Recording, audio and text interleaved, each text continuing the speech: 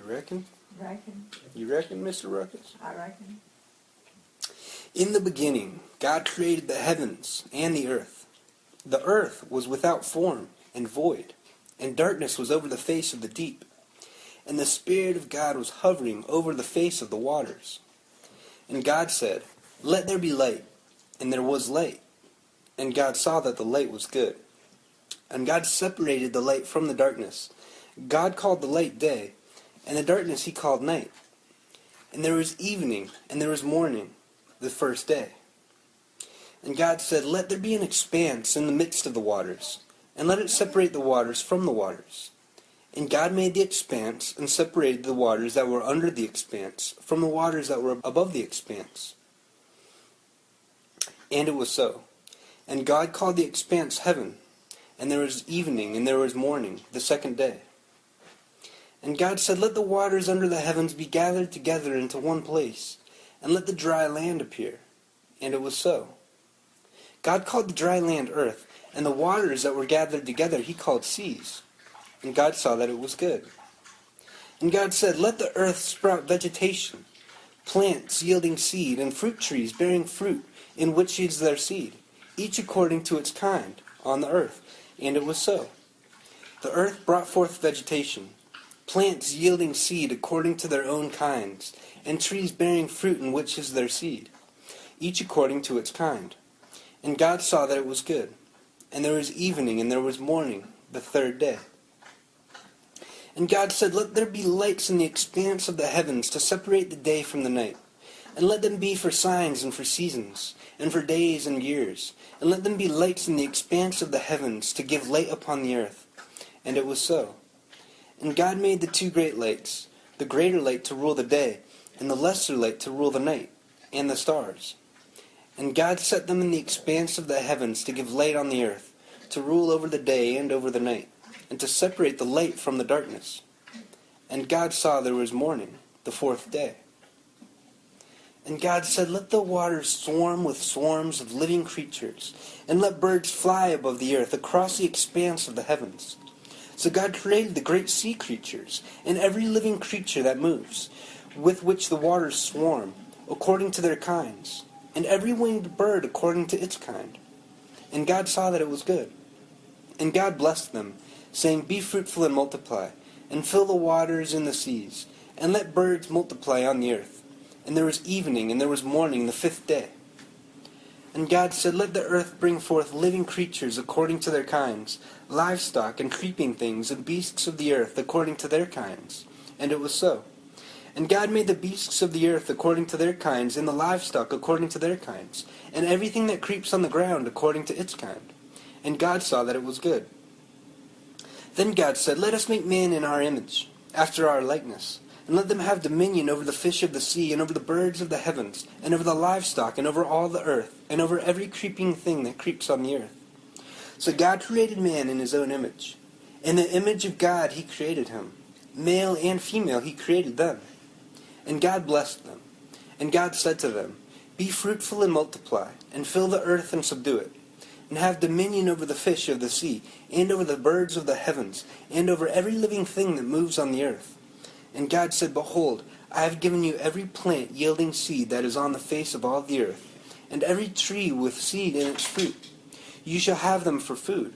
And to every beast of the earth, and to every bird of the heavens, and to everything that creeps on the earth, everything that has the breath of life, I have given every green plant for food."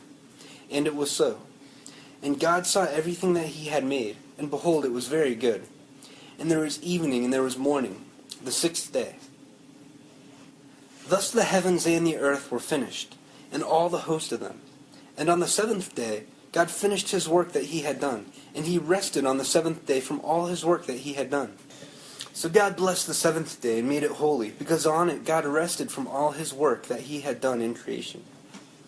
These are the generations of the heavens and the earth when they were created, in the day that the Lord God made the earth and the heavens, when no bush of the field was yet in the land, and no small plant of the field had yet sprung up. For the Lord God had not caused it to rain on the land, and there was no man to work the ground. And a mist was going up from the land, and was watering the whole face of the ground. Then the Lord God formed the man of dust from the ground, and breathed into his nostrils the breath of life. And the man became a living creature. And the Lord God planted a garden in Eden, in the east, and there he put the man whom he had formed. And out of the ground the Lord God made to spring up every tree that is pleasant to the sight and good for food. The tree of life was in the midst of the garden, and the tree of the knowledge of good and evil. A river flowed out of Eden to water the garden, and there it divided and became 4 rivers. The name of the first is called Pishon. It is the one that flowed around the whole land of Havilah, where there is gold. And the gold of that land is good. Bdellium and onyx stone are there. The name of the second river is the Gihon. It is the one that flowed around the whole land of Cush. And the name of the third river is the Tigris, which flows east of Assyria. And the fourth river is the Euphrates. The Lord God took the man and put him in the garden of Eden to work it and keep it. And the Lord God commanded the man, saying, You may surely eat of every tree of the garden, but of the tree of the knowledge of good and evil you shall not eat. For in the day that you eat of it, you shall surely die. Then the Lord God said, It is not good that the man should be alone. I will make him a helper fit for him. Now out of the ground the Lord God had formed every beast of the field and every bird of the heavens, and brought them to the man to see what he would call them. And whatever the man called every living creature, that was its name. The man gave names to all livestock, and to the birds of the heavens, and to every beast of the field. But for Adam there was not found a helper fit for him. So the Lord God caused a deep sleep to fall upon the man, and while he slept took one of his ribs and closed up its place with flesh. And the rib that the Lord God had taken from the man he made into a woman, and brought her to the man. Then the man said, This at last is bone of my bones, and flesh of my flesh. She shall be called woman, because she was taken out of man. Therefore a man shall leave his father and his mother, and hold fast to his wife, and they shall become one flesh. And the man and his wife were both naked, and were not ashamed. Now the serpent was more crafty than any other beast of the field that the Lord God had made. He said to the woman, Did God actually say, You shall not eat of any tree in the garden? And the woman said to the serpent, We may eat of the fruit of the trees in the garden, but God said, You shall not eat of the fruit of the tree that is in the midst of the garden, neither shall you touch it, lest you die. But the serpent said to the woman, You will not surely die. For God knows that when you eat of it, your eyes will be opened, and you will be like God, knowing good and evil. So when the woman saw that the tree was good for food, and that it was a delight to the eyes, and that the tree was to be desired to make one wise, she took of its fruit and ate. And she also gave some to her husband who was with her, and he ate. Then the eyes of both were opened, and they knew that they were naked. And they sewed fig leaves together and made themselves loincloths. And they heard the sound of the Lord God walking in the garden in the cool of the day. And the man and his wife hid themselves from the presence of the Lord God among the trees of the garden. But the Lord God called to the man and said to him, Where are you? And he said, I heard the sound of you in the garden, and I was afraid because I was naked, and I hid myself. He said, Who told you that you were naked? Have you eaten of the tree of which I commanded you not to eat? The man said, The woman whom you gave to be with me, she gave me the fruit of the tree, and I ate. Then the Lord God said to the woman, What is this that you have done? And the woman said, The serpent deceived me, and I ate. The Lord God said to the serpent, Because you have done this, cursed are you above all livestock, and above all beasts of the field. On your belly you shall go, and dust ye shall eat all the days of your life. I will put enmity between you and the woman, and between your offspring and her offspring.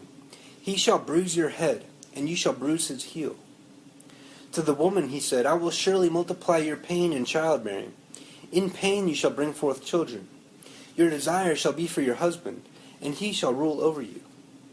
And to Adam he said, Because you have listened to the voice of your wife, and have eaten of the tree of which I commanded you, you shall not eat of it. Cursed is the ground because of you. In pain you shall eat of it all the days of your life. Thorns and thistles it shall bring forth for you. And you shall eat the plants of the field by the sweat of your face, and you shall eat bread till you return to the ground. For out of it you were taken, for you are dust, and to dust ye shall return. The man called his wife's name Eve, because she was the mother of all living. And the Lord God made for Adam and for his wife garments of skin and clothed them. Then the Lord God said, Behold, the man has become like one of us in knowing good and evil. Now lest he reach out his hand and take also of the tree of life and eat, and live forever. Therefore the Lord God sent him out from the Garden of Eden to work the ground from which he was taken. He drove out the man, and at the east of the Garden of Eden he placed the cherubim and a flaming sword that turned every way to guard the way to the tree of life.